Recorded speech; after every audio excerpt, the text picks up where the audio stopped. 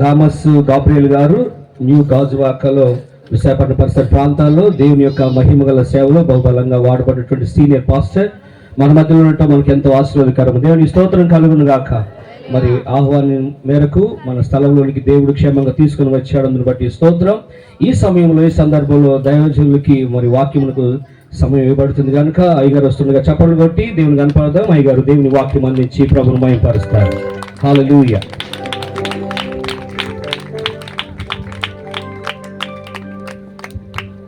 దేవుని పరిశుద్ధ ఘనమైన నామానికి మహిమ కలుగును గాక. ఇదిను ఎనికి లేని బలహీనుడిని నన్ను నీ ముందు నిలబెట్టిన పరిశుద్ధాత్మ దేవునికి నేను మొట్టమొదటిగా వందనాలు చెప్తున్నా. అందరం కలిసి చెప్తామా? చేతులెత్తి హల్లెలూయా.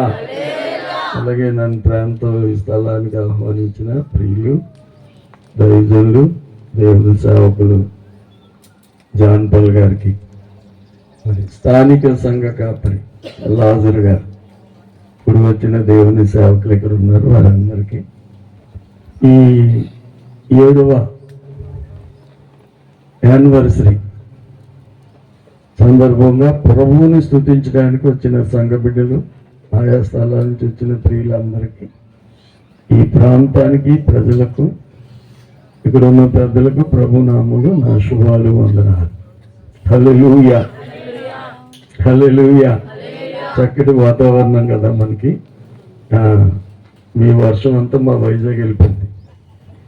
రాత్రి నుంచి ఎడతెరిపి లేకుండా అక్కడ వర్షం పడుతుందని ఇందాకే దేవుని సేవకురాలు ఫోన్ చేశారు, ఇక్కడ చాలా వర్షం అండి. మరి దేవుడు ఎంతో గొప్ప కృపించాడు. నేను ఈ స్థలానికి వస్తున్నప్పుడు ఇక్కడ వర్షం పడితే ఇక్కడికి ఎలా రాగలం? ఇప్పుడే రాలేకపోయాం. ఇక్కడికి వర్షం పడితే ఇదంతా బురదైపోయి చాలా ఇబ్బంది పడి ఉండేవాడు. కానీ మన దేవుడు గొప్పడు. ఈ ప్రాంతంలోకి ఇలాగ అడుగు పెట్టగానే ప్రభు నాతో మాట్లాడుతున్న ఆయన మాటలు మీ జ్ఞాపకం చేయాలని ఆశపడుతున్నాను. ప్రియులు జాన్ పాల్ గారు చాలా స్థలాల్లో దేవుని గణనీయమైన సేవ భుజస్కంధాల మీద వేసుకొని మన ప్రాంతాలన్నిటినీ ప్రభు కొరకు సంపాదించాలనే భారం కలిగిన వాడైనా, అలాంటి భారభరితమైన సేవలో తన జనులు, తన ఇంటి వారు, తన ఊరి వారు, ఈ ప్రాంత ప్రజలందరూ కూడా రక్షణ పొందాలని ఆయనకి ఇచ్చిన ప్రభుని నేను స్తుతించుకుంటూ ఉండలేకపోయాను. వారి సేవలో త్రిపురాంతకు ఇంకా చాలా పరిచయాలకు వెళ్ళినప్పుడు చాలా గొప్పగా, ఘనంగా, ఎంతగానో దీవించబడ్డం నేను చూశాను. మరి ఈ స్థలానికి వచ్చినప్పుడు ఈ ప్రాంతంలో అడుగుపెట్టగానే చాలా మనం రావడానికి కూడా రూట్ సరిగా లేదు. ఇక్కడ పరిస్థితులు కూడా చాలా అననుకూలంగా ఉన్నాయి. ప్రభు అంటూ ఉన్నాడు, పాడైపోయిన స్థలాలు మీరు బాగు చేయవారని, పాడైపోయిన పురములను మీరు కట్టువారని మీకు పేరు పెట్టబడును. చేతులు ఎత్తారా? అడుక్కోవాల్సి వస్తుంది అందరినీ. చేతులు ఎత్తండి, స్తోత్రం. కర్మ ఇది మనకి. సంతోషంగా వాక్యం వినగానే చేతులు దేవుని స్తుతించడం మర్చిపోయాం మనం. 58 యెషయా గ్రంథం 12వ వచనం ఎవరైనా చదవండి గట్టిగా మాట. ఈ మాట దేవుడు గుర్తు చేసి, ఇంటికేరా అబ్బాయి నిన్ను ఇక్కడికి పంపించాను, నువ్వేం చేయాలంటే ఈ ప్రాంతాన్ని దీవించు నా పేరట. ఈ ప్రజలు కట్టబడాలి, ఈ పురాలు బాగు చేయబడాలి, ఈ ప్రాంతంలో దేవుని యొక్క మందిరము స్థాపించబడాలి, తద్వారా ఈ ప్రాంతం అంతా దీవించబడాలి. నమ్మితే 2 చేతులెత్తి బిగ్గరగా దేవునికి ఒక మంచి స్తోత్రం చెబుదా. హల్లెలూయా. చదవండి. 50 పూర్వకాలము నుండి పాడైపోయిన స్థలాలు నీ జనులు కట్టెదరు. అనేక తరముల క్రిందట పాడైపోయిన పునాదులను నీవు మరలా కట్టెదవు. విరుగబడిన దానిని బాగు చేయువాడు అని దేశములో నివసించినట్లుగా త్రోవలు సిద్ధపరచువాడు అని నీకు పేరు పెట్టబడు. ఆయన నీతియే ఆయనకు ఆధారమైంది. ఒకసారి తమ్ముడు జాన్పాల్ ఒకసారి లేవాలని ప్రభు పెట్టాలని ప్రేమతో ఆహ్వానిస్తుంది. ఈ పేరు నీకు పెట్టాలని దేవుడు ఆశపడుతున్నాడు. ఇది నీ మినిస్ట్రీ. పాడైపోయిన పునాదులు కట్టాలి. అదే నీకు పేరు పెట్టబడింది. హల్లెలూయా. ఈ HRF అంటే ఏంటంటే దాని అర్థం హోలీ రబ్బూని ఫెయిత్ మినిస్ట్రీస్. గుర్తుపెట్టుకున్నాను. మంచి కాదు నువ్వు కట్టడం, పాడైపోయి. That is the very difficult job. Thank you madam. పాడైపోయింది కట్టడం అంత సులువు కాదు. దేవుని సేవకులు కూడా గమనించారు. మంచి స్థలంలో బిల్డింగ్ కట్టడం చాలా సులువు, కానీ ఆ బిల్డింగ్ని అంతా డిస్మెంటల్ చేసి దాన్ని శుభ్రం చేసి మళ్ళీ అదే స్థలంలో మరొక బిల్డింగ్ కట్టడం అది చాలా కష్టంతో కూడుకున్న పని. రెండు చేతులు ఎత్తే దేవుడికి స్తోత్రం చెప్తాం. ఇలాంటి పరిచర్యలో మీరు కూడా సహకారులు ఉన్న విశ్వాసులు సేవకులను బట్టి మరొకసారి నేను దేవుణ్ణి స్తుతిస్తూ ఉన్నాను. హల్లెలూయా. ఈ జనులు కట్టుదురు. చెప్పండి, ఎవరు కడతారు? 7వ సంవత్సరంలో దేవుడు అంటున్నాడు ఈ ప్రాంతాన్ని తిరిగి కట్టడానికి ఆయన ఉద్దేశిస్తున్నాడు. మరలా నేను రాబోతున్న మంచి ఇల్లులు మంచి మందిరము ఉండునుగాక. స్తోత్రం చెప్పండి అందరూ కూడా. హల్లెలూయా. అందుకే దేవుడు ఈ రోజు నిన్ను ఎక్కడెక్కడి నుంచో తీసుకొచ్చాడు. ఏంట్రా బాబు ఇలాంటి ప్రాంతానికి, ఏంట్రా బాబు ఇలాంటి స్థలానికి, చక్కగా అన్ని ఎయిర్పోర్ట్లు, మంచి రోడ్లు, మంచి వసతులు, మంచి పెండాలు, మంచి చర్చి, మంచి స్థలాల్లో చక్కగా వెళ్ళి ఆరాధించడం ఒక ఎత్తు అయితే మీరు కూర్చున్నప్పుడు చాలా ఇబ్బంది పడుతున్నారని నేను అనుకుంటున్నాను. ఆ కింద రాళ్ళు రప్పలు మీకు గుచ్చుకొని. ఏంట్రా ఈ స్థలం అంటే ఇందుకొరకు దేవుడు మనల్ని ఇక్కడ తీసుకొచ్చాడు. దీన్ని బాగు చేయాలని దేవుని ఉద్దేశం. ఇక్కడ నేను గమనించాను అన్ని పాడు పాడు పాడు అని పేర్లు ఉన్నాయి. చెప్పండి, జయగిరిపాడు, ఇంకేంటి ఈ పక్కనే బ్రతిపాడు, పల్లపాడు. చూడండి చివరిని ఏం మాట ఉంది? నేను ఎవరిని ఉద్దేశించి మాట్లాడడం, ఊరి పేర్లు గుర్తు చేస్తున్నాను అంటే. ఈ పాడు పాడు కీడు కీడు అంతా మేలు మేలు మంచి మంచిగా మార్చబడింది. చేతులుంటే చెప్పని కొట్టి దగ్గరగా నా ప్రభుకి. అదే మన ఉద్యోగం, అదే మన పని. ఈరోజు 7వ వార్షికోత్సవ సభలో దేవుణ్ణి స్తుతిస్తూ ప్రార్థించడానికి వచ్చిన మనం అందరం కూడా ఈ దినం మన మనసులో ఈ ఊరికి ఒక చిన్న స్థానం పెట్టి ప్రతి ఒక్కరూ కూడా ప్రార్థన చేయాలని ప్రభు పేరట మనం చేస్తున్నాం. మరలా మనం రాబోతుగా అద్భుతం దేవుడు చేయనుగాక. మరొకసారి మంచి స్తోత్రం చెబుతాం అందరం కూడా. హల్లెలూయా. చెప్పండి అందరూ కూడా హల్లెలూయా, హల్లెలూయా. అదే క్రైస్తవుని పని, అదే దేవుని పని. పాడైపోయిన దాన్ని కట్టడం, బాగు చేయడం. పునాదులు పాడైపోయిన పునాదులు. వాక్యం చెప్తుంది ఏమని, పునాదులు పాడైపోతే నీతిమంతులు ఏం చేస్తారు అని అందరం మౌనంగా ఊరుకుంటున్నాం. మనం ఏం చేయగలం? పాస్టర్లు ఏం చేయగలరు? మనుషులు ఏం చేయగలరు? కానీ దేవుని వాక్యం మరొక రీతిగా మాట్లాడుతుంది. ఆ పాడైపోయిన పునాదులు బాగు చేయవాడు, కట్టువాడు నీవే. నెహెమ్యా అనండి అందరూ కూడా. నెహెమ్యా అనే మాటకు అర్థం ఏంటంటే కట్టువాడు. చెప్పండి ఏంటండి? మీరు కట్టువారా పడగొట్టువారా? అయితే రెండు చేతులు అయితే కట్టువారా? అయితే చపలు కొట్టి నా ప్రభువుకి దగ్గరగా మంచి స్తోత్రం చెప్పండి. దేవుని బిడ్డలారా, దేవుని బిడ్డలు ఎప్పుడు కట్టువారు. అగ్నితో కాల్చబడినటువంటి యెరూషలేము, ఆ మందిరము, దేవుని బిడ్డలారా ప్రాకారాలన్నీ కూడా కాల్చబడ్డాయి, కూల్చబడ్డాయి. ఆ సంగతులు వినగానే నెహెమ్యా కొన్ని దినాలు సెలవు పెట్టి, డ్యూటీకి సెలవు పెట్టి దేవుని సన్నిధిలో కూర్చొని ఉపవాసం ఉండి తన పాపాలు, తన పితరుల దోషాలు ఒప్పుకొని దేవుని ఎదుట ప్రార్థించినప్పుడు దేవుడు ఆ రాజుగారి హృదయాన్ని తెరిచాడు. హల్లెలూయా, స్తోత్రం చెప్పండి అందరూ కూడా. ఈ మందిరం కొరకు ఏ రాజు హృదయాన్ని తెరవబోతూ ఉన్నాడో, ఈ ఊరు కొరకు దేవుడు ఏ గొప్ప ఏమండి అధికారి హృదయాన్ని తెరవబోతున్నాడో చెప్పట్లు కొడదాం దేవుడికి స్తోత్రాలు. హల్లెలూయా, చెప్పండి అందరూ కూడా హల్లెలూయా. ప్రార్థన చేయడం మనంతు, కార్యం చేయడం దేవుని వంతు. నేను ఎప్పుడే మాట బాగా నమ్ముతాను, ప్రార్థన రైట్. సమయం లేదు, నేను చాలా క్లుప్తంగా మీతో కొన్ని విషయాలు త్వరగా పంచుకోవాలని నేను ఆశపడుతున్నా. కూర్చోండమ్మా త్వరగా. మీరు ఇలాగలాగా అంటారు కానీ భలే ఉంటుంది అంతా, కదలదు అసలు. అక్కడి నుంచి ఆ రుబ్బురాయన్నా కదులుతుంది కానీ ఈ రాయి మాత్రం అసలు కదలదు కదండి. ఆ రుబ్బురాయి చూసారా మీరు, మీదే తిరుగుతుంది కింద తిరగదు, అలాగే ఉంటుంది. వీళ్ళు కూడా ఇలాగలాగా అంటున్నారు, అసలు ఎవరికి కదలడం లేదు. అలాగే అంటే చిన్న ఊపిచ్చి కదిలేమనుకుంటున్నారు. అంటే వేరే వాళ్ళకి 153 గొప్ప చేపలు ఆ వల్ల పడినప్పుడు అవి దోణిలో వేశారంట.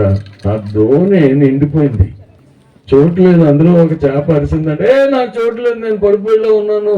మరలా నీటిలో అంటే ఆ చేపలని ఇలాగ అన్నాయంట. అనగానే కొంత ఖాళీ. మరలా ఇంకా సరిపోవడం లేదని ఇంకో చేప అరిసింది, మళ్ళీ ఇలాగ అన్నాయంట. క్రైస్తవ్యం అంటే సర్దుకుపోవడము. 2 చేతులు ఎత్తండి దేవుడికి స్తోత్రాలు. మీరు సర్దుకోలేదంటే మీరు దేవుని బిడ్డలే కాదు. స్తోత్రం చెప్పరే, గట్టిగా చెప్పండి అమ్మా, ఇంకా గట్టిగా చెప్పండి. అంత కొన్నిసార్లు వసతులు చాలా అద్భుతంగా ఉంటాయి, కొన్నిసార్లు వసతులు చాలా కఠినంగా ఇబ్బందిగా ఉంటాయి. అయినా సర్దుకుపోవాలి. ఎవరి కొరకు? సర్వోన్నతుడైన దేవుని కొరకు. Praise the lord. అదే క్రైస్తవ్యం. ఆ చేపలన్నీ సర్దుకొని ఆ చిన్ని ధోనిలో 153 గొప్ప చేపలు సర్దుకుపోయాయి. Praise the lord. ఇక్కడ కూడా ఉన్నాయి 153 గొప్ప చేపలు. కొన్ని ఒడ్డు మీద ఉన్నాయి, అందులో కానీ పడతాయేమో చెరువులో అనిపిస్తుంది నాకు. కొద్దిగా సర్దుకొని ముందుకు వస్తే చక్కగా దగ్గర కూర్చుంటే హాయిగా మనం వినొచ్చు. దేవునికి మహిమ కలుగును గాక. యేసయ్య కూడా ఎందుకు ఈ క్రమము సంఘములు అంటే, అందరం పాటలు పాడతాం, ప్రార్థన చేస్తాం, వాక్యం వింటాం, కానీ క్రమంగా ఉండడానికి ఇష్టపడం. మా ప్రభు వాళ్ళ ఆకలితో ఉన్నారు, 3 రోజులు బోధ చేసి ఆకలితో ఉన్నారు వాళ్ళు. వీళ్ళకి ఏమైనా పెట్టండి అని చెప్పగానే ఆయన లెక్కలు వేసాడు. ఎంతమందికి భోజనం పెట్టాలంటే, రొట్టెలు తేవాలంటే యెరూషలేములో ఉన్నటువంటి బేకరీలన్నీ బుక్ చేసిన రొట్టెలు ఉండవు, ఉన్నాయి తెచ్చిన సాలో.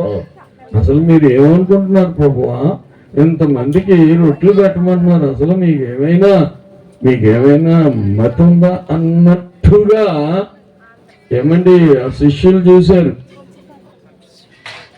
కానీ నా ప్రభు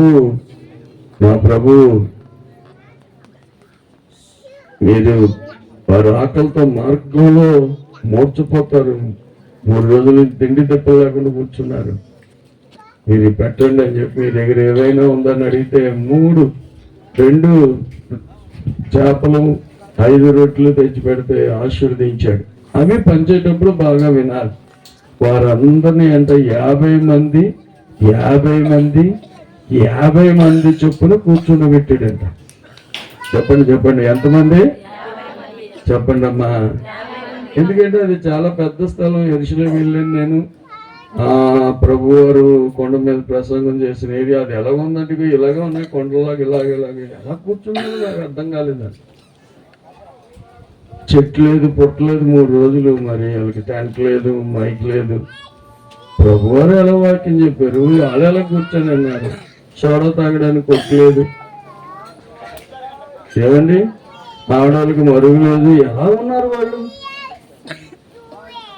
ఆ 50 మందిని కూర్చోమన్నప్పుడు వాళ్ళు చక్కగా 50 మంది కూర్చుంటే ఏమండి చక్కగా, ఎందుకంటే రొట్టెలు చేపలు సమృద్ధిగా పంచడానికి ఇవ్వడానికి మీరు అలా కూర్చోండి అని చెప్పినప్పుడు వారు కూర్చున్నారు. ఇప్పుడు ఆ రొట్టెలు పంచమన్నాడు. స్తోత్రం చెప్పండి అందరూ కూడా. అందరూ గమనించండి, ఎందుకు క్రమంగా కూర్చోవాలి అని అంటే, మాకు ఒక పాస్టర్ గారు ఉండేవారు. ఆయన ఏం చేసేవారంటే ఉన్నట్టు ఉండి జనాల మధ్యలోకి పరిగెట్టేవాడు. ఆయన ఇలా తిన్నంగా వెళ్ళిపోయేవాడు. ఇప్పుడు తిన్నంగా వెళ్తే ఎంతమంది మూతులు ఇరిగిపోతాయో, ఎందుకంటే మరి పరిగెడుతుంటే కాళ్ళు అవి తగలవా. ఆయన అనేవారు, నేను మీ మధ్యలోకి వస్తాను, నా ఖాళీ ఉంచి మీరు చక్కగా కూర్చోవాలి, నేను వచ్చేటట్లుగా మీరు కూర్చోవాలి అనేవాడు. ప్రభు సన్నిధిలోకి వెళ్ళిపోయారు. యేసురత్నం గారని గొప్ప దైవజనుడు. ఆయన 3 సార్లు క్యాన్సర్ వ్యాధుల నుండి విడుదల పొందాడు. 12 రకాల జబ్బుల నుండి ఆయన స్వస్థపరచబడ్డాడు. దేవునికి స్తోత్రం చెబుతాం అందరం కూడా. గొప్ప సేవ, దేశ విదేశాల్లో సువార్త చేసిన దైవజనుడు ఆయన. ఆయన ప్రభు అంటే వాక్యం ద్వారా మన మధ్యలో సంచరిస్తాడు. సంచరించడం అంటే వచ్చి మనల్ని తాకుతాడు. మరి ఆయన రావడానికి మనం చక్కగా కూర్చోవాలి. స్తోత్రం చెబుదాం అందరం కూడా. పెంతెకొస్తేలకు భక్తి ఉంటుంది కానీ ఏముండదమ్మా, భయం ఉండదు అంటారు. కొన్ని సంఘాల్లో భయం ఉంటుంది కానీ భక్తి ఉండదు. కానీ ఆ రెండు మనకు ఉండాలి. క్రమము కూడా మనకు ఉండాలి. క్రమము కూడా మనకు ఉండాలి. అనండి మాట అందరూ అనండి. నువ్వు కూర్చున్నప్పుడే క్రమంగా కూర్చోవాలి. 2 చేతులు ఎత్తి దేవునికి స్తోత్రం చెప్పండి. వెనక ముందు ఒకసారి చూసుకోవాలి. నేను కరెక్ట్గా ఉన్నానా లేదా, ఇబ్బందిగా ఉన్నానా లేదా, ముందు వెనక లైన్ గా 50 మంది అంటే 1 2 3 4 5 6 కూర్చున్నారు. ఇలాగే ఆరుగురు లైన్లు వేయాలి. 2 చేతులు ఎత్తి దేవుడికి స్తోత్రం చెప్పండి. అందరూ కూడా గట్టిగా చెప్పండి. అందరూ కూడా హల్లెలూయా. ఆ క్రమం మన సంఘంలోకి రావాలి. ఆ క్రమం మన సంఘంలోకి రావాలి. భక్తే కాదు, క్రమము చేయవారు నా దగ్గర నుంచి వెళ్ళిపోండి అంటాడు. అందుకే దైవజనులు అంటారు క్రమంగా కూర్చోండి. ఇంకా వినరు. ఏమన్నా కొద్ది లేచి ఆ పక్కన కూర్చోంటే ఆవిడ బైబిల్ పట్టుకొని వెళ్ళిపోద్ది. మాస్టర్ గారు అంటారు, ఆవిడని ఎందుకు కదిపారండి బాబు, కందిరీగా ఆవిడ అలాగే ఉంటది, ఎక్కడైనా కూర్చుంటది. ఆవిడ ఇష్టం అలాగ ఉంటేనే గుడికొస్తుంది, లేదా రాదండి. అలాంటి వాళ్ళు నా దేవుడికి అవసరం లేదు. మనం క్రమం నేర్చుకోవాలి. 2 చేతులు ఎత్తి దేవుడికి స్తోత్రం. ప్రభు మన మధ్యలో సంచరించినప్పుడు నీకు అందాలి. ఆ వాక్యం నిన్ను తాకాలి. ఆ దేవుడు నీ మధ్యలోకి రావాలి. దేవుడు నేను ముడతా ఉంటే స్వస్థత కలగాలి. నీ ద్వారా నీతో మాట్లాడుతూ ఉంటే నీకు ధైర్యం కలగాలి. ఒకసారి చప్పట్లో దేవుని సన్నిధికి వచ్చి ఏదో కూర్చొని 2 పాటలు పాడేసి ఆయన ముచ్చడి లేదో తాకేడు లేదో అనవసరం ఏదో కొద్దిగా భోజనం చేసి వెళ్ళిపోతున్నావు. ఇది కాదండి. దేవుని యొక్క తాకిడి, దేవుని యొక్క వాక్యపు శక్తి, దేవుని యొక్క దర్శనాన్ని పొందుకొని మనం వెళ్ళాలి. స్తోత్రం చెబుదాం అందరం కూడా హల్లెలూయా. చెప్పాలందరూ కూడా హల్లెలూయా. చెప్పాలందరూ కూడా హల్లెలూయా. అందుకే దైవజనుడు తన్ను చూపించుకోవడానికి ఇష్టపడ్డు, తనలో నుండి దేవుణ్ణి చూపించడానికి కష్టపడతాడు. చెప్పట్లు కొడదాం దేవుడికి స్తోత్రం. మమ్మల్ని కాదు మీరు చూడడం, నువ్వు ఆ గొప్ప దేవుణ్ణి చూడాలి. చాలా కష్టం. సేవకులు చూపించుకోవడం 2 నిమిషాలు. నేను అంతటోని ఎంతటోని, నేను చెయ్యేస్తే కాలేస్తే, ఏమండి నేను ఇలాగంటే అలాగంటే, నేను ఉష్ అంటే గుష్ అంటే ఏదో అయిపోయిందని చెప్పుకోవడం సులువు, కానీ నా యేసయ్యను చూపించడం చాలా కష్టం. చెప్పకూడదు. నా యేసయ్య తాకి, నా యేసయ్య అభిషేకాన్ని నీ మీదకి తీసుకురావడం దైవజనుడికి కష్టమైన పని. అందుకే విశ్వాసులు సహకరిస్తే దేవుని ఆత్మ మన మధ్యలో సంచరించడం ప్రారంభమవుతుంది. రైట్. ఈ దినం మనమందరం ఆశీర్వదించబడాలి. ఎంతమంది ఇష్టపడుతున్నారు? ఈ దినం నా వాక్యం కూడా అదే, ఆశీర్వాదము అనండి. అందరూ గట్టిగా ఒకసారి గట్టిగా అనండి, ఇంకా గట్టిగా అనండి. హల్లెలూయా. దాని కొరకే మనం ప్రయాసపడుతున్నాం. ఈ ప్రార్థనలు, ఈ ఆరాధనలు. ఏమండి, ఈ స్థలం ఆశీర్వదించబడాలి. ఈ క్షేత్రము అనగా ఈ సేవ అనే పొలం దీవించబడాలి. ఇక్కడ మందిరం కట్టబడాలి. ఈ ప్రాంతం ఆశీర్వదించబడాలి. ఇక్కడికి వచ్చి ఆరాధించేవారు అందరూ ఆశీర్వదించబడాలి.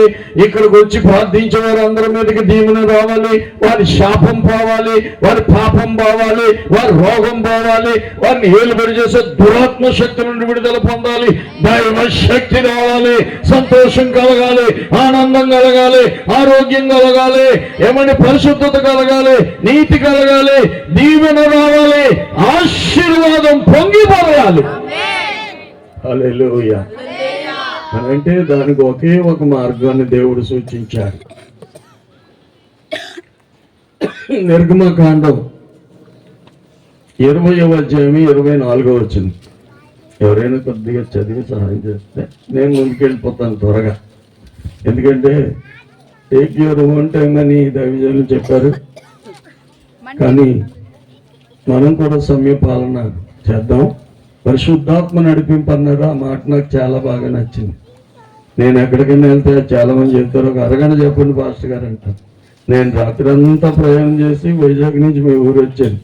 మళ్ళీ వైజాగ్ వెళ్ళడానికి రాత్రి అంతా ప్రయాణం చేస్తే రేపు వెళ్తాను. అంత ప్రయాణం చేసి ఇక్కడ అరగంట చెప్పడానికి ఆ దేవుడికి స్తోత్రం. గట్టిగా చెప్పండి అంతే. హల్లెలూయా. గట్టిగా చెప్తాం అందరూ కూడా. ఏమండి, వాక్యం అంటే దేవుడు, వాక్యాన్ని దేవుణ్ణి ఎప్పుడు అడ్డగించకూడదు. రెండు చేతులు ఎత్తుదాం దేవునికి స్తోత్రాలు. హల్లెలూయా చెప్పాలందరూ కూడా. హల్లెలూయా హల్లెలూయా. వాక్యం అంటే ఎలాంటిదో ఒక మాట చెప్తాను. లోగోస్ అనండి అందరూ. లోగోస్ అంటే ఈ 66 అధ్యాయాలు చెప్పండి. మరి ఇందులో రేమ అంటే నీకు కావలసిన మాట ఈ 66 అధ్యాయులు. ఏ మాట?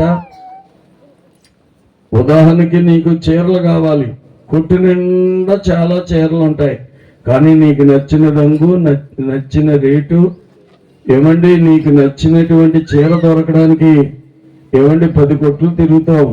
ఆ చీర దొరికిందని పట్టుకుంటావు. చీర లేక కాదు, నీకు కావలసిన చీర.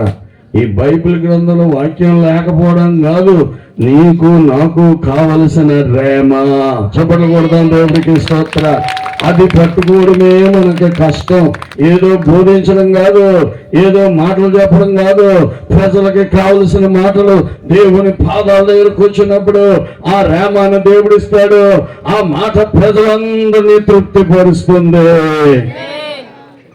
అది పట్టుకోవడమే చాలా కష్టం. నా 35 సంవత్సరాలు, ఆల్మోస్ట్ ఆల్ 40 దగ్గరికి వచ్చాను నా సేవా అనుభవం. ఎన్నో మాటలు నేను చెప్పగలను నా అనుభవాన్ని బట్టి.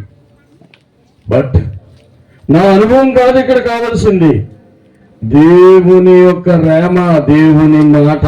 చెప్పట్లు కొడదాం దేవుడికి స్తోత్రం చెప్దాం అందరూ. హల్లెలూయా చెప్పాలందరూ కూడా. హల్లెలూయా. ఆ కొత్త అల్లుడు ఇంటికి రాగానే ఆ అత్తగారు అడుగుతుంది ఆ అమ్మాయిని పిలిచి, మీ ఆయనకి ఏది ఇష్టం? ఆ మాట విని అల్లుడు అన్నాడు, ఏదో వండేయండి అమ్మా అన్నాడు. అనగానే ఆవిడ ఉంది, చేపలు. అమ్మో చేపలా, నీసి వాసన. పోను కోడు, అయ్యో కూడా, నాటుకోడా, అవి చెవుళ్ళు పీపిళ్ళు తింటది, నాకు వద్దు అంటున్నాడు. మరి ఏం వండాలో చెప్పడు, ఏదన్నా వండమంటాడు, ఏది వండుతానంటే వద్దంటాడు. అందరూ అర్థమవుతుందా?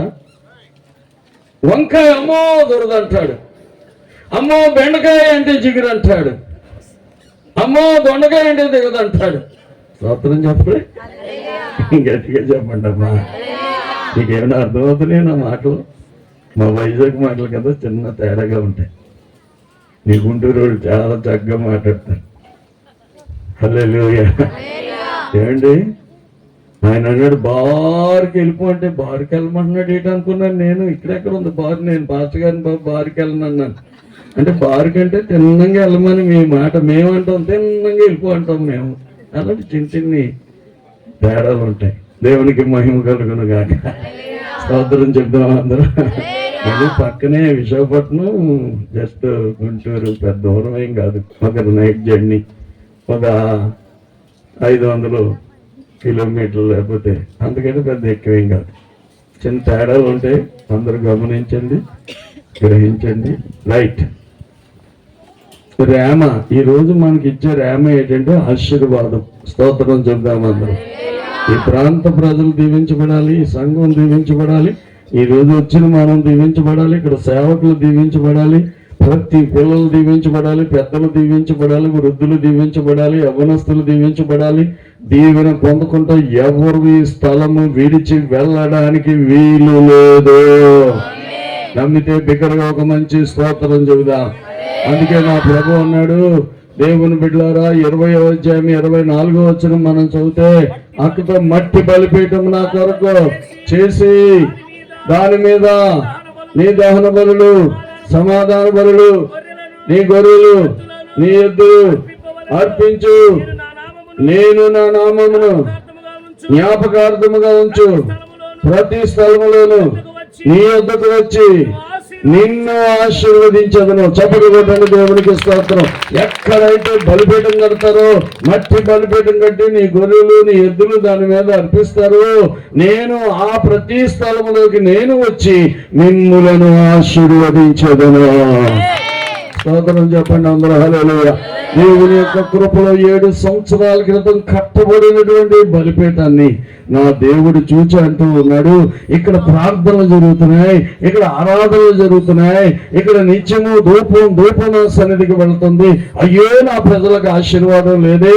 ఇదిగో నేను వచ్చి ఈ 7వ సంవత్సరంలో నా దీవెనలు కుమ్మరించబోతున్నాను. చెప్పండి దేవుడికి ఇస్తాను. నేను వచ్చి చెప్పండి ఎవరు వస్తారండి? అందరూ చెప్పాలి ఎవరు వస్తారంట. ఈ దినం ఆశీర్వాదాల కొరకు ఎక్కడో ఉన్నాయని మనం పరిగెడతాం. దేవుడు అన్నాడు, నీవు బలిపీఠం కట్టి ప్రార్థన చేయి, నేనే నీ దగ్గరకు వచ్చి దీవిస్తాను. స్తోత్రం చెప్పరా? ఆ బకెట్ పట్టుకొని, చెంబు పట్టుకొని, అది పట్టుకొని, ఇది పట్టుకొని, వారం రోజులకి సరిపడా తిండి గింజలు అన్ని పట్టుకొని, స్టవ్ పట్టుకొని ఎక్కడికే వెళ్తున్నావు ఆశీర్వాదానికి. నా దేవుడు అన్నాడు, నీవు బలిపీఠం కట్టి నీవు బలులు అర్పించి ప్రార్థన చేస్తే నేనే నీ దగ్గరికి వచ్చి దీవిస్తాను. హల్లెలూయా. స్తోత్రం చెబుదాము అందరూ. అంటే బలిపీఠం వెరీ ఇంపార్టెంట్. బైబిల్ గ్రంథంలో మనం చూస్తే మొట్టమొదటి బలిపీఠం దేవుని బిడ్డలారా, ఎనోషు కుమారుడు పుట్టగానే అతడు ప్రార్థన చేయడం ప్రారంభమైంది అన్నాడు, కానీ బలిపీఠం లేకుండా ప్రార్థన చేశాడు. ప్రార్థనకు బలిపీఠం చాలా ప్రాముఖ్యం. స్తోత్రం చెబుదాము అందరం కూడా. ఏమండి, ఆదికాండం 8వ అధ్యాయం 20వ వచనంలో చూస్తే మొట్టమొదటి బలిపీఠం నోవాహు దేవుని బిడ్డలారా అతడు ఏం చేశాడండి? బలిపీఠం కట్టాడు. బలిపీఠం కట్టి దాని మీద పరిశుద్ధమైనటువంటి పక్షులు, పరిశుద్ధమైనటువంటి దేవుని బిడ్డలారా జంతువుల్ని బలిగా అర్పించినప్పుడు దేవుడు దాన్ని ఆగ్రహించి దేవుడు అన్నాడు, అబ్బాయి ఇక ఎన్నడూ భూమిని నేను నాశనం చేయను, భూమిని నేను శపించనయ్యా, భూమిని నేను పాడు చేయనయ్యా, భూమిని నేను ఎప్పుడు కూడా దేవుని బిడ్డలారా నేను ఇక ఎన్నడూ కూడా జలప్రలయంతో ముంచి నాశనం చేయనయ్యా. ఇదిగో నీవు అర్పించిన బలి, నీవు కట్టిన ఈ బలిపీఠం దగ్గర నుంచి ఆ దహన బలి నా సన్నిధికి చేరినప్పుడు నేను ఆగ్రహించాను అని దేవుడు పశ్చాత్తాపడినట్లుగా, మరి ఎన్నడూ భూమిని నాశనం చేయను అన్నట్లుగా మనం చూస్తాం. ఆ బలిపీఠం అక్కడ నాశనం చేయకుండా దేవుని బిడ్డలారా దేవుణ్ణి ఆపినట్లుగా మనం చూస్తాం. 2 చేతుల తండ్రి దేవునికి స్తోత్రం చెబుదాం అందరూ కూడా. గట్టిగా చెప్పండి అందరూ కూడా హల్లెలూయా. ఏ ఇంట్లో అయితే బలిపీఠం ఉంటుందో ఆ ఇంటి మీదకి నాశనం రాదండి. చప్పట్లు కొడదాం. బలిపీఠం కట్టి స్త్రీలారా నువ్వు ప్రార్థిస్తే నీ భర్త నీ పిల్లలు క్షేమంగా ఉంటారు. దేవుడు చేయను ఉద్దేశించిన కీడుగా అన్నాడు చేయడు. హల్లెలూయా. ఇకపోతే 2వ బలిపీఠం దగ్గరికి మనం రాబోతుడికి ఆదికాండం 12వ అధ్యాయం నాకు టైం లేదు మీ చదివించడానికి విపులంగా చెప్పడానికి. ప్రియులారా అబ్రహాము కూడా 7వ వచనంలో 12వ అధ్యాయము 7వ వచనం 8వ వచనం మనం చూస్తే దేవుడు దర్శనమిచ్చాడు, అబ్రహాము నేను నిన్ను ఆశీర్వదిస్తాను. ఎలాగ ఆశీర్వదిస్తానంటే చూడు, నువ్వు కన్నులెత్తి భూమిని, ఇదిగో భూమి మీద ఉన్న సమస్తాన్ని నేను నీకు అప్పగిస్తున్నాను, వెళ్ళే స్థలాలన్నీ దీవిస్తాను, నువ్వు ఎక్కడ అడుగు పెడతావు అక్కడ ఆశీర్వాదం, నిన్ను ఆశీర్వదించేవాడిని నేను ఆశీర్వదిస్తాను, నిన్ను శపించేవాడిని కూడా నేను శపిస్తాను. దేవునికి మహిమ కలుగును గాక అని దేవుడు ఒక ఆశీర్వాదాన్ని దేవుడు అబ్రహాముకి ఇచ్చినప్పుడు అబ్రహాము దేవుని యొద్ద నుండి బయలుదేరి దేవుడు చూపించే ప్రాంతాలకు వెళుతూ అక్కడ వెళ్ళగానే అక్కడ మొదటగా బలిపీఠము కట్టాను. స్తోత్రం చెబుదాము అందరం కూడా. అతడు బలిపీఠం కట్టాడు 7వ వచనంలో. 8వ వచనంలోకి వెళ్ళబోతుడికి బలిపీఠం కట్టాడు, ప్రార్థన కూడా చేశాడు. స్తోత్రం చెప్పండి అందరూ కూడా. ఈ దినాల్లో చాలా మంది బలిపీఠాలు కడుతున్నారు కానీ అక్కడ ప్రార్థన లేదు. హల్లెలూయా. బలిపీఠం కట్టారంటే ఏముండాలి? నేను ఈ మందిరంలో అడుగు పెట్టినప్పుడు అక్కడ అలా కళ్ళు మూసుకున్నాను, ప్రభువా ఈ మందిరం ఎలా దీవించబడుతుంది, ఇది ఎలా కట్టబడుతుంది, ఇది ఎలాగూ ఈ స్థితి మార్చబడుతుంది అన్నప్పుడు ప్రభు అంటున్నాడు, ఇక్కడ నిత్యము ప్రార్థన చేసే వాళ్ళని బట్టి ఈ స్థలాన్ని ఆశీర్వదిస్తానన్నాడు. చప్పట్లు కొట్టండి దేవునికి స్తోత్రం. చాలా మందిరాలు ఆదివారమే తలుపు తీస్తారు, మరలా ఆదివారం వరకు తలుపులు వేస్తారు. దేవుని మందిరం, శిలోహు మందిరం ఉదయాన్నే 6 గంటలకు తీస్తే మరలా 6 గంటల వరకు ఏమి లేదండి, తలుపు వేసే పని లేదు. దేవుని ప్రజలు వచ్చి ప్రార్థన చేస్తూనే ఉండేవారు. స్తోత్రం చెప్పండి అందరం. మన మందిరాలు బలిపీఠమే కాదు, ప్రార్థించే మందిరాలుగా ఉండాలి. అనగా ప్రజలు ఆయా సమయాల్లో వచ్చి ప్రార్థన చేయాలి. స్తోత్రం చెప్దాం అందరం కూడా. ఈ దినాన్ని బలిపీఠాలకు కొదువు లేదు, కానీ ప్రార్థనకే కొదువు వచ్చింది. ఒక మాట నేను చెప్పాలి, ప్రార్థనలో చాలా రకాల ప్రార్థనలు ఉన్నాయి. నాకు ఇష్టమైనవి 7 ప్రార్థనలు ఉన్నాయి. అందులో దేవుని బిడ్డలారా, మొదటిది ఒంటరి ప్రార్థన, పర్సనల్ ప్రేయర్, వ్యక్తిగత ప్రార్థన. స్తోత్రం చెప్పండి అందరూ. కుటుంబ ప్రార్థన, కన్నీటి ప్రార్థన, ఉపవాస ప్రార్థన, ఏమండి దేవుని బిడ్డలారా, సహవాస ప్రార్థన, అంగళార్చే ప్రార్థన, విజ్ఞాపనం చేసే ప్రార్థన. 7 మెట్లెక్కాలి. నువ్వు ఏ మెట్టు దగ్గర ఆగిపోయావో 2 చేతులెత్తు దేవునికి స్తోత్రం చెబుదాము అందరం. నీవు ఒంటరిగా ప్రార్థన చేయడం ప్రారంభిస్తేనే కుటుంబంగా ప్రార్థన చేయగలుగుతావు, ఆ తర్వాత ఉపవాస ప్రార్థన చేయగలుగుతావు, సహవాసంలో ప్రార్థన చేయగలుగుతావు, ఆ తర్వాత దేవుని బిడ్డలారా, దేవుని బిడ్డలారా, దేవుని బిడ్డలారా కన్నీటితో ప్రార్థన చేయగలుగుతావు, ఆ తర్వాత విజ్ఞాపన అంగళార్పులోకి వెళ్తావు. 2 చేతులు ఎత్తి దేవుడికి స్తోత్రం. ఒక వ్యక్తి 1 గంట ప్రార్థన చేస్తే అతను ఆత్మను రక్షించుకుంటాడు. ఈ దినం అనేకులు రక్షింపబడిన వారు ఎందుకండి తొట్టిల్లు పోతున్నారంటే ప్రార్థన జీవితం లేదు, వ్యక్తిగత ప్రార్థన లేదు, ఒంటరి ప్రార్థన లేదు. ఒంటరి ప్రార్థన లేని వాడు తొంటరైపోతాడు. పాస్టర్ గారి మాట ఏంటో, భర్త మాట ఏందో, పెద్దల మాట ఏందో, తల్లి మాట ఏందో, తండ్రి మాట ఏందో, ఆడు ఎవడి మాటలు ఏందో ఆడు అంటాడు, నా మాట నేనే అంటాడు. ఎవడాడు? ప్రార్థన లేనుడు. నీ ప్రార్థన జీవితం ఎలాగుంది? అప్పుడండి ఎలా ప్రార్థించేవాళ్ళమండి? అప్పుడు ఇప్పుడు నాకు అనవసరం. ఇప్పుడేం చేస్తున్నాం? ఇప్పుడు నీ ప్రార్థన జీవితం ఎలాగుంది? ఒకనొక సమయంలో కన్నీటితో ప్రార్థించేవారు ఒక స్థాయికి రాగానే ఉద్యోగాలు, వ్యాపారాలు, వివాహాలు, పిల్లలు, ఇల్లు, ఏమండి అంతస్తు, ఆస్తులు రాబోతురికి వాళ్ళు మొదటగా తప్పిపోయింది ఏంటో తెలుసా? ప్రార్థన. ప్రేయర్ క్యాన్ చేంజెస్ థింగ్స్ అన్నాడు. ప్రార్థనే పరిస్థితులు మారుస్తుంది. నీ డబ్బు కాదు, నీ జ్ఞానం కాదు, నీ తెలివి కాదు, నీ బుద్ధి కాదు, నువ్వు చేసే కార్యాలు కాదు. Prayer can changes things. ప్రార్థన. అనండి అందరూ, అనండి అందరూ, అనండి అందరూ, అనండి అందరూ. 1 hour ప్రేయర్ నిన్ను నీవు రక్షించుకుంటావు. ఆ తర్వాత 2 hours ప్రేయర్ నీ ఇంటిని రక్షిస్తావు.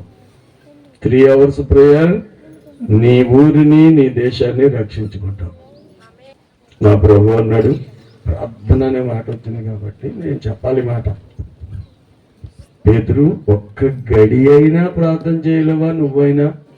చూడు, యోహాను కుర్రోడు, ఈ యాకోబు కూడా యవనస్తుడే. నువ్వు ముసలుడు కదయ్యా, నువ్వు నిద్రపోతే ఎట్లాగా? సీనియర్స్ అని అడుగుతున్నాడు. సీనియర్ ఇంత కొట్టుకుంటాం కదా. నన్ను అన్నాడు ఈయన సీనియర్ అనగానే నాకు అదే గుర్తొచ్చింది. స్తోత్రం చెప్పాలి అందరూ. గట్టిగా చెప్పండి, ఇంకా గట్టిగా చెప్పండి అందరూ.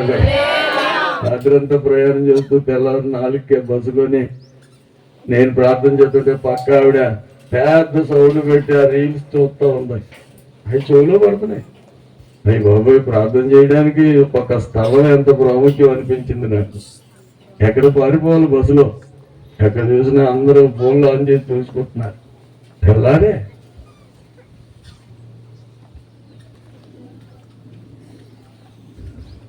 మొదటిది మన ప్రార్థనా జీవితం ఎలా ఉంది? నీ ప్రార్థనా జీవితాన్ని బట్టి దేవుడు నేను వాడుకుంటాడు. దేవుడికి కావాల్సిన వాళ్ళు ఎవరో తెలుసా? చదువు, ధనం, పక్కన డిగ్రీలు ఉన్నవాళ్ళు, ఏమైనా ఆస్తులు అంతస్తులు కులం గోత్రం ఉన్న వాళ్ళు దేవునికి అవసరం లేదు. ప్రార్థన కలిగిన వారు దేవునికి కావాలి. చేతులుంటే చప్పట్లు కొట్టి నా ప్రభు కొత్త సమయంలో ప్రార్థన ద్వారా ఎన్నో కార్యాలు మనం చూసాం. చప్పట్లు కొడదాం, చప్పట్లు కొడదాం, చప్పట్లు. ఎన్నో కార్యాలు, ఎన్నో కార్యాలు, ఎన్నో కార్యాలు. ఈ దినం ఆ ప్రార్థన లోటు వల్లనే ఎన్నో అపజయాలు, ఎన్నో నష్టాలు, ఎంతో కష్టాలు, ఎన్నో ఇబ్బందులు. ప్రార్థన అనే మాటకు అర్థం తెలుసా మీకు? ప్రార్థన అంటే ప్రప్రథమముగా అర్జించేది. అంటే మొట్టమొదటిగా దేవునికి చెప్పాలి, ఆ తర్వాతే ఎవరికన్నా చెప్పాలి. మనం ఏం చేస్తాం తెలుసా? అందరితో ఊసెట్టి అందరికి చెప్పిన తర్వాత ఎవరి వల్ల కాకపోతే అప్పుడు పాస్టర్ గారి దగ్గర ఊసేడతారు. చంటలన్నా తెలిసిందిలే అమ్మా, నువ్వు ఎందుకు ఫోన్ చేసావు అంటాడు. నీకన్నా తెలిసిందన్నా, నాగా బోల్డ్ పక్షులు ఉన్నాయి చెవులో జారేసి. రాజుకంట పక్షులు ఇంట్లో మాట్లాడుకునే పక్షులు తీసుకొచ్చి రాజుగారికి చెప్తాయంట. ఏదో ఎవరో చెప్తాడు, పాతగారు తెలీదా? ఓహో ఇదో సంగతే. ఆఖరం తెలిసేది దైవజనుడికి, ఇంకా ఆఖరం తెలిసేది దేవుడికి. మీ దేవుడు గొప్పడా? అయితే ఇదిగో క్యాన్సర్ పేషెంట్ డాక్టర్ బతకడు అన్నాడు, మీ గుళ్ళు వేసేస్తాం బతికించండి. ఏంటి డాక్టర్ గారు అందరినీ తిరిగేసి చచ్చిపోతాడని గుళ్ళు వేసేస్తావా? నేను అంటాను ఇక్కడి నుంచి అర్జెంటుగా తీసుకోండి, ఇంకా ముందే చచ్చిపోతాడు. అన్నీ అయిపోయి కాదు దేవుడు ముందుగా ప్రార్థన అంటే ప్రప్రథమంగా దేవుడికి చెప్పడం. ఇది మంచి అలవాటు. వారికి సహాయం చేయడానికి దేవుడు ఎదురు చూస్తున్నాడు. అడుగుడి ఇవ్వబడును నాకు చాలా ఇష్టమైన మాట. అడుగుడి ఇవ్వబడును అనండి ఈ మాట అందరూ. ఎవరిని అడుక్కోమన్నాడు? అయ్యా మందిరం కడుతున్నామంటే ఇదిగో నీ పుస్తకం రాసుకోండి 500. అయ్యా గుడి కడుతున్నామండి అయ్యారు నువ్వుంటుంది అడుక్కోమన్నాడా? అడుక్కో బుడుక్కో సాంబారు పుట్టి అనేవారు చిన్నప్పుడు. నా దేవుడు అడుక్కునేవాడు కాదు, అడుగు నన్ను. నాకు ఇష్టమైన మరొక మాట ఆ కీర్తనలో 2:8 అంటాడు, అడుగు జనము సొత్తు భూదిగంతములో స్వాస్యముగా నీకు ఇస్తాను. చప్పట్లు కొట్టే దేవుడికి స్తోత్రం. ఒకవేళ జాన్పాలు ఇలా అడుగుతున్నాడేమో, అందుకే ఇన్ని సేవలు, ఇన్ని మందిరాలు, ఎంత సేవ చేస్తున్నాడు. అడగలేదు నాకేమిస్తాడు?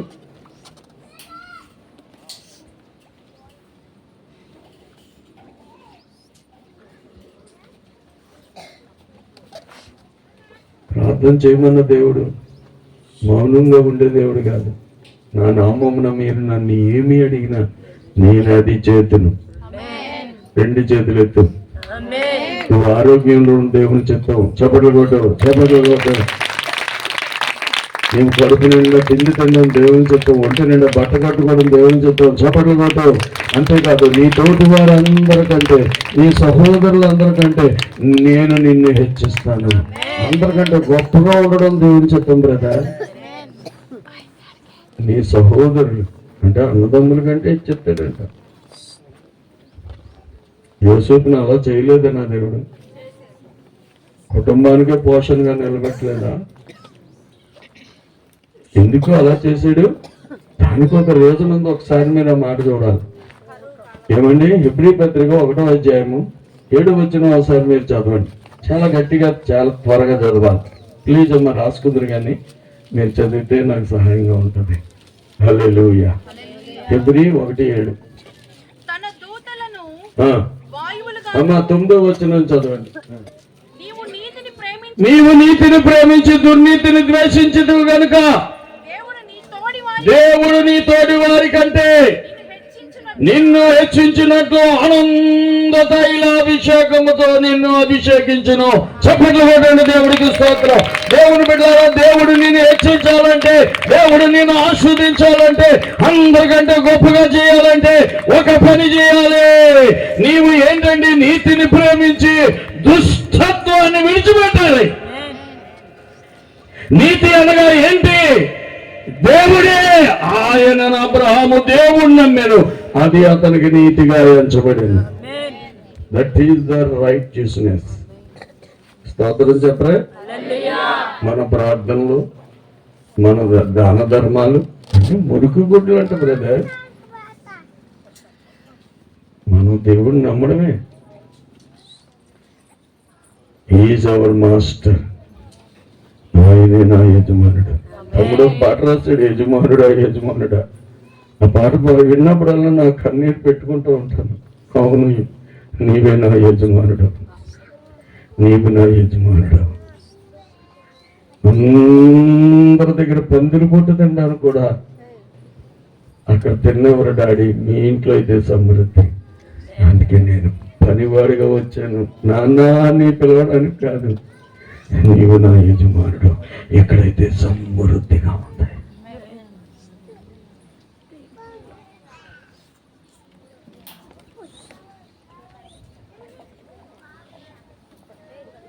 ఈరోజు నీ యజమానుడు ఎవరు? అందరూ యజమానులే. స్తోత్రం చెప్పండి. పనికి వెళ్తే అక్కడ ఒక యజమానుడు, ఇంట్లోకి వెళ్తే ఆవిడొక యజమానురాలు. దేవుడికి స్తోత్రం. గట్టిగా చెప్పిన అక్కలు ఎలా ఉంటారు కానమ్మా, ఒక్క తీసేస్తారు. అమ్మ మీ ఊరు కదమ్మా, మా ఊరు. ఒక మంచి స్తోత్రం చెప్పడం, కోపం తెచ్చుకోక చక్కగా ప్రార్థన చేస్తారు. పాస్టర్ గారిని ఏమో దేవుడు వెళ్ళమంటాడు, పాస్టర్ మేము ఇప్పుడు కుదరదు, ఎక్కడికి వెళ్ళక ఇంట్లో ఉండంటది. ఇప్పుడు పాస్టర్ గారు పాస్టర్ చెప్పిన మాట వింటారా, పాస్టర్ గారి మాట వింటారా? మా తమ్ముడికి ఆ బాధ లేదు. దేవుడికి స్తోత్రం. గొప్ప ధన్యుడు తమ్ముడు, గొప్ప ధన్యుడు. నిజంగా మరోసారి చెప్తున్నాను. ఇప్పటికి మా అమ్మ ఇంకా ఇసిగించేస్తా, దొరి నేను ఉంటుండగా ఎదురు చేయరా అంటది.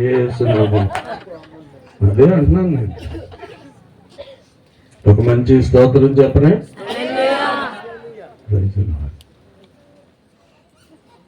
ఎవరి మాట వింటాం మనం?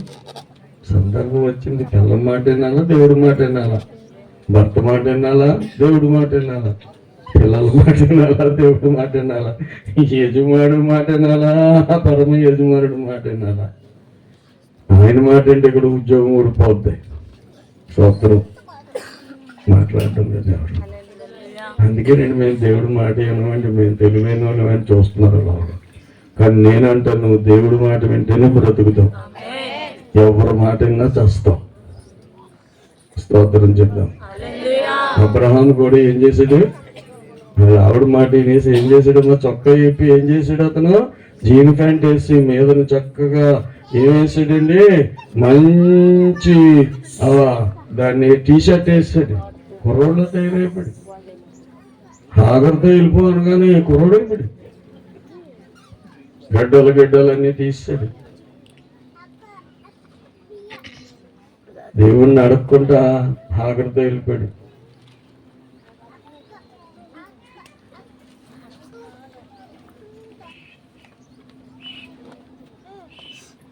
తర్వాత ఇప్పుడు కొట్టేసేస్తున్నారు. దేవుడి స్తోత్రం. ఒక మంచి స్తోత్రం చెప్పండి. ఇప్పటికీ నెత్తి కొట్టుకుని ఉంటాడు అబ్రహం. నేను నీ మాట వింటే బాగుంది, నీ మాట వింటే బాగుంది. ఈ దినం మనం ఎవరి మాట కాదు, దేవుని మాట వినాలి. రెండు చేతులు ఎత్తి దేవునికి స్తోత్రం చెప్తాం. 81వ కీర్తన అంటున్నాడు, తన స్వకీయ ఆలోచన చెప్తే వారు నడిచి వారు ఏమండి దేవుని బిడ్డలారా నాశనానికి వెళ్ళిపోయినట్లు వదిలిపెట్టేశాను, నా మాట వింటే ఎంత మేలు. చప్పట్లు కొట్టండి, దేవునికి స్తోత్రం చెప్పండి. నా మాట వింటే ఎంత మేలు. నీ శత్రువులను వేగిరమే అనగదొరుకుతున్నాను, విరోధులను వేగిరమే నేను తొక్కేస్తాను. ఏమండి నేను బాధించే వారు ఎవరు నీకు కనబడరు. కొండ తేలుతో తృప్తిపరుస్తాను, మంచి గోధుమలతో నేను పోషిస్తాను. చప్పట్లు కొట్టండి, దేవుడికి స్తోత్రం. గట్టిగా గట్టిగా గట్టిగా గట్టిగా. ఏదో కోట బియ్యం కాదు, హల్లెలూయా.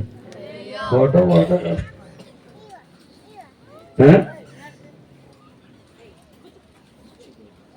ఏ గోధుమలమ్మా? అమ్మ బాబాయ్, ఇలా రాయించుకుంటే మాకు పోద్దండి తెలకాడు. అందుకేనండి మేము కోట బియ్యం కావాలి గారు, ఆ వాటర్ కావాలి. మంచి పోగొట్టుకుంటున్నాం అక్క. రెండు చేతులు ఇద్దాం, దేవుడికి స్తోత్రం. చప్పట్లు కొట్టండి, దేవుడికి మహిమ కలుగును. ఒకటి వదులుకుంటే బైబిల్ అంతా, లోకాన్ని వదులుకుంటే దేవుడు దొరుకుతాడు, పాపాన్ని వదులుకుంటే పరిశుద్ధత దొరుకుతుంది, నరకాన్ని వదులుకుంటేనే పరలోకం దొరుకుతుంది. చప్పట్లు కొట్టండి, చప్పట్లు కొట్టండి. ఒకటి వదిలితేనే ఇంకోటి దొరుకుతుంది. బైబిల్ అంతా అదే చెప్తుంది. ఏదో ఒకటి వదిలేయాలి మనం. నాకు దండం పెట్టి లోకం అంతా ఇచ్చేస్తానంది. ఈ దేవుడు వెళ్ళి యెహోవా తప్ప ఎవరికి మొక్కకూడదని తెలీదా? You Satan behind me అన్నాడు నా దేవుడు. వెనక్కి వెళ్ళిపోమన్నాడు. ఏం కోరుకోలేదు ఆయన. చిన్న దండం పెడితే చాలు. స్తోత్రం చెప్పరా? మీకు హాస్టల్ వచ్చేస్తుంది, గుడి వచ్చేస్తుంది, అన్నీ వచ్చేస్తాయి. చిన్న దండం, చిన్న సంతకం. స్తోత్రం చెప్పని ఏమీ లేదు. జస్ట్ ఆదివారం శనివారం మార్చేయాలి ఆరాధన అంటే.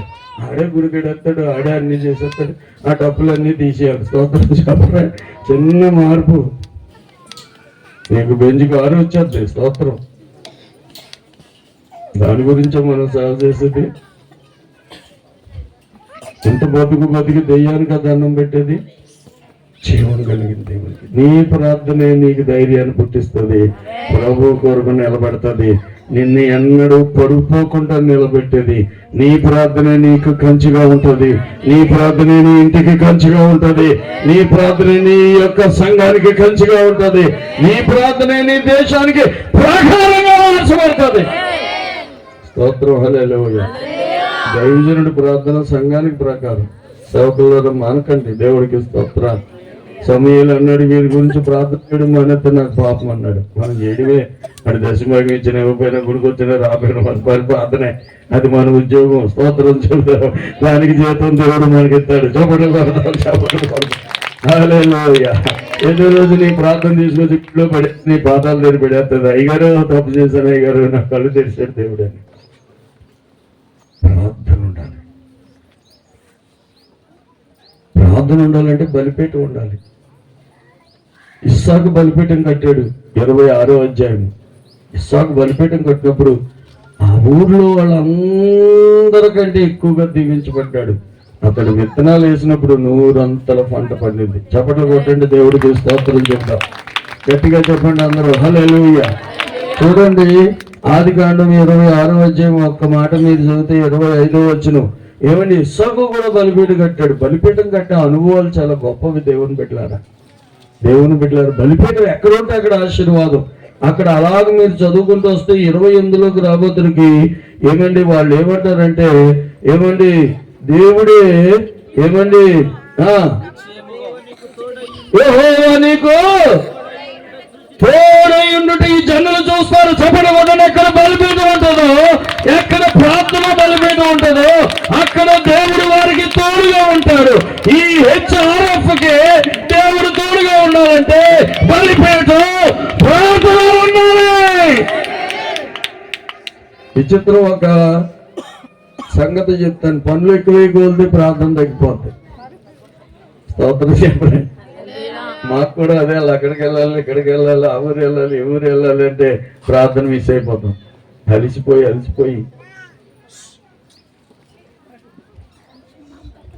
అవసరం అయితే అన్ని పనులు ఆపి ప్రార్థన చేయాలి. ప్రార్థనతో చేసిన పనికి దేవుడు తోడుగా ఉంటాడు. ప్రార్థన లేకుండా చేసే పనికి దేవుడు తోడు ఉండడు. దేవుడు తోడు లేకపోతే అక్కడ ఆశీర్వాదం ఉండదు. బూడిదలో పోసిన పన్నీరే. ఆయన అంటాడు, యెహోవా కట్టించిన ఇల్లు వ్యర్థం అంటాడు. యెహోవా కట్టించిన సంఘం వ్యర్థం అంటాను నేను. యెహోవా కట్టని దేవుని బిడ్డలారా, యెహోవా సేవలో మనకు సహాయంగా లేకపోతే అది వ్యర్థం అంటాను. చప్పట్లు కొడదాం, దేవుడికి స్తోత్రం. దేవుడు తోడుగా ఉండి చేసే ప్రతి చిన్న పని ఆశీర్వాదంగా ఉంటుంది. మీరు ఏమండి పగలంతా పనులు చేసి ఏమండి తింటున్నా మీ ప్రయాస వ్యర్థమే అంటాడు. చప్పట్లు కొడదాం. ఏమండి ఇంట్లో 4 ప్రార్థన చేస్తారు, 4 లక్షలు అప్పు ఉంటుంది నెలకి. స్తోత్రం చెప్పడం లేదు. ఎన్ని లక్షలమ్మా? 4 పని చేస్తారా? చెప్పండి. ప్రయాస వ్యర్థం. దేవుడు లేకపోతే నీ పని వ్యర్థం. మరలా అందుకే నన్ను పంపాడు. దేవునితో ప్రారంభిద్దాం. మళ్ళా మనం చేతులెత్తి ప్రభువుకి స్తోత్రం చెప్పండి. ప్రియ యవ్వన బిడ్డ, దేవుళ్ళ కూడా పొందా, నువ్వు చదువు వ్యర్థం, నీ వ్యాపారం వ్యర్థం, నీ సేవ వ్యర్థం, నీ ప్రయాస వ్యర్థం.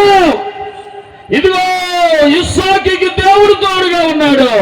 ఆ ప్రజలు అంటున్నారు, నీవు మా మధ్య మహారాజువై ఉన్నావు, నీకు దేవుడు తోడై ఉండడు, మేము చూస్తూ ఉన్నాం. చప్పట్లు కొట్టండి.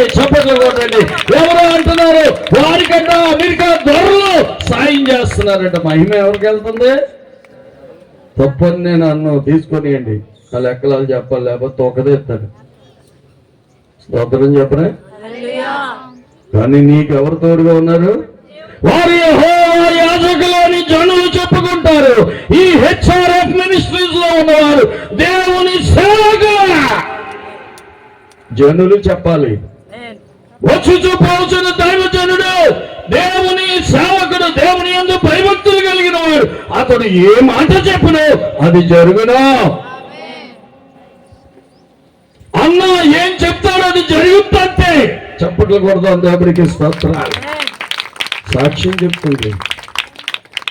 ఆ సునమీరాలు భర్త దగ్గర సాక్ష్యం చెప్తుంది ఎలీషా గురించి.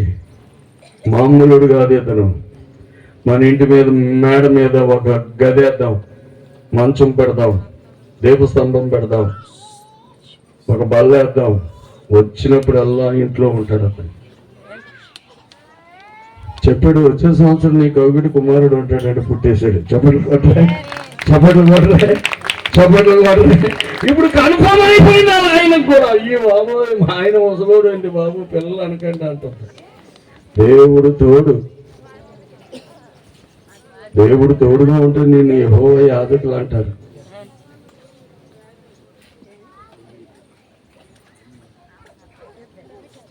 కొంతమంది గురించి అన్నప్పుడు వాళ్ళ మినిస్ట్రీల పేర్లు చెప్తుంటే నాకు బాధ కలుగుతుంది. దేవుణ్ణి అందరూ స్తోత్రం చెప్పి మినిస్ట్రీ అంటే గొప్ప చెయ్యి. నువ్వు ఆయనకి సేవకుడువా, దేవుడికి సేవకుడువా? యెహోవా సేవకుడు. నీవు యెహోవా చేత, ఈ సంఘం దేవుని చేత దీవించబడిన సంఘం, ఈ జనులు దేవుని చేత ఆశీర్వదించబడిన వారు, వీరు బలిపీఠం కట్టి ప్రార్థించేవారు. 100% ప్రయాస పోమని వ్యర్థము కాదు, క్రీస్తునందు నీ ప్రయాస వ్యర్థము కాదని ఎరిగి స్త్రీలు కదలని వారిగా ఉండండి. కొరింథీ పత్రికలో పౌలు గారు రాస్తూ 15వ అధ్యాయం 58వ వచనంలో అంటాడు, దేవుని కొరకు ప్రయాస. స్తోత్రం చెప్పండి. అర్థం. ఇంతకుముందు చాలా ప్రయాసపడేవారు. అన్నయ్య ఏం చేయాలన్నయ్య, మీటింగ్లో మేము రావాలా, నేను చేయాలనేవారు. కానీ ఇప్పుడు ఎవరో కనబడడం లేదు, పిలుస్తుంటే ఫోన్ ఎత్తడం లేదు. దేవుడికి స్తోత్రం. అమ్మో, అన్న ఫోన్ చేసేటంటే ఏదో పని అని చెప్పేస్తాడు. మీ ఊరిలో కాదండి, మా ఊరిలో అలాగే తయారయ్యారు. అంతా గాలి ఒకటే, మరి గాలి ఒకటే, ఊర్లో తేడా. దేవుడి స్తోత్రం. హల్లెలూయా. ఇప్పుడు ఎవరో దేవుడి గురించి ప్రయాసపడేవారు లేరు, తమ గురించి, తమ కొరకు ప్రయాసపడేవారు ఎక్కువైపోయారు. కానీ నీ ప్రయాస ఎప్పుడు వ్యర్థమే, కానీ దేవుడి కొరకు నువ్వు పడ్డ ప్రయాస ఎప్పుడు వ్యర్థం కాదు. దేవుని కొరకు ఖర్చు చేసిన రూపాయి ఎప్పుడు వ్యర్థం కాదు. దేవుని కొరకు పడ్డ ప్రయాస, ఆ పరిచర్య ఎప్పుడు వ్యర్థం కాదు. చప్పట్లో. ఈ రోజు నేను ఇక్కడ నిలబడానంటే మా అమ్మ పాస్టర్ గారు వస్తే కాళ్ళ దగ్గర తీసుకెళ్లి పెట్టేది. 5-4 సంవత్సరాలప్పుడు కాళ్ళు నొక్కుతూ ఉంటే ఆఖరిని, ఏమండి మా అమ్మ నన్ను తీసుకెళ్లి మీ నెత్తి మీద చేసి, అయ్యారు నీ అంత సేవకుడు అవ్వాలి నా కొడుకు అని ఆ ప్రార్థన చేయమనేది.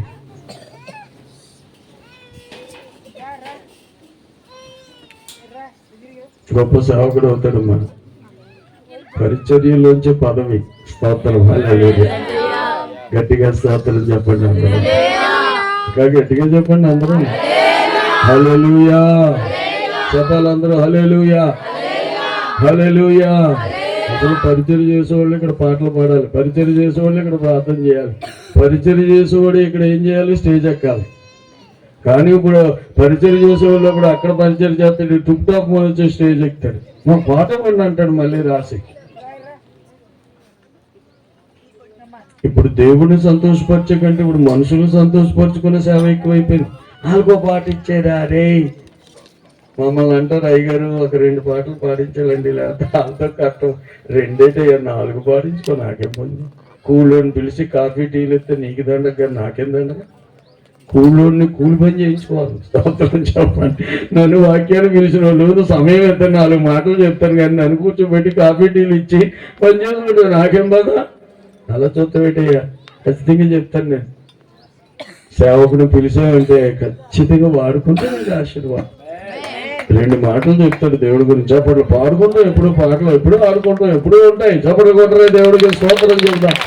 ఇంకా ఎప్పుడు పాటలు మంచి తమ్ముళ్ళు చాలా బాగా వాయిస్తున్నారు.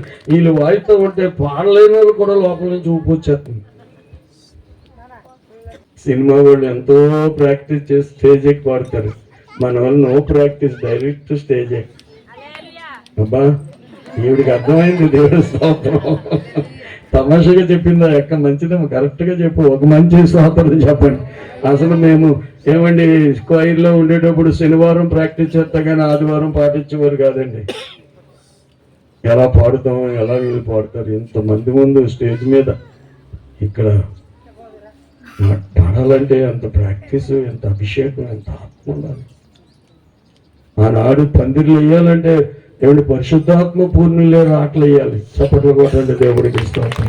ఆత్మతో నిండుకున్న వాళ్ళే గిన్నెలు కడగాలి. చప్పట్లు కొట్టండి దేవుడికి స్తోత్రం. ఇప్పుడు ఆత్మ లేదు, గీత్మ లేదు, అందరితో వేస్తున్నారు దేవుడికి స్తోత్రం. ఏమంటే ఆత్మ లేని వాళ్ళు ఎక్కువ పని చేస్తున్నారు, ఆత్మ లేదు కాబట్టి ఎక్కువ గొడవలో కూడా పెట్టేస్తారు. ఆత్మ లేని వాళ్ళకి ఓర్పు ఉండదు పాస్టర్ గారు. ఆత్మ లేని వాళ్ళకి ఏముండదండి, సహనం ఉండదు, ఏమంటే ఐక్యత ఉండదు. సాంబార్ ఉడిదే సాంబారే అనగానే సాంబార్ అంటావు, నా పేరు సాంబార్ కాదు, నా పేరు సుబ్బారావు సాంబార్ అంటారండి. నాకు పెద్ద గొడవ అండి ఆ భోజనం లేదు. అప్పుడు మాకు అర్థమైపోయింది వీడు ఆత్మ లేనోడు. చెప్పదేటి అక్క, చెప్పడం కొట్టదేటి. అది నన్ను ఈ మాటలు చెప్పనండి, వాక్యాలు వినేసి అరిగిపోయారు. మాకే చెప్పేస్తారు, మీరేం చిన్నోళ్ళు కాదు. బైబిల్ అంతా కొంచెం చదివేసి రాసేసి పూసేసి అరగదీసి మింగేసి మిక్సీలో జ్యూస్ చేసి మరి తాగేసారు. రోజు అదే పని కదా మనకి. దేవుడికి స్తోత్రం. అన్నీ తెలుసు కానీ చెయ్యం, అదే పెద్ద problem. That is the big problem. ఆత్మ లేనివాడు అన్నీ వ్యతిరేకిస్తాడండి, ఆత్మ కలిగిన వాళ్ళు అన్నీ సహిస్తారు. నా దేవుడు, ఇది నా దేవుని పని, ఇది నా దేవుని కార్యం, ఇది నా దేవుని యొక్క పని. నేను తగ్గాలి, ఆయన హెచ్చింపబడాలి, పరిశుద్ధాత్మ నామానికి మహిమ కలగాలి. ఇక్కడ ప్రభావం నాకు కాదు, ఘనత నాకు కాదు, దేవునికి.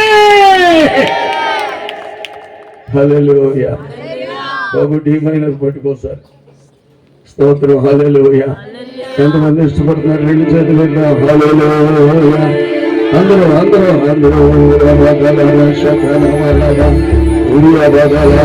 పరిశుద్ధాత్మ, హే పరిశుద్ధాత్మ, పరిశుద్ధాత్మ, పరిశుద్ధాత్మ,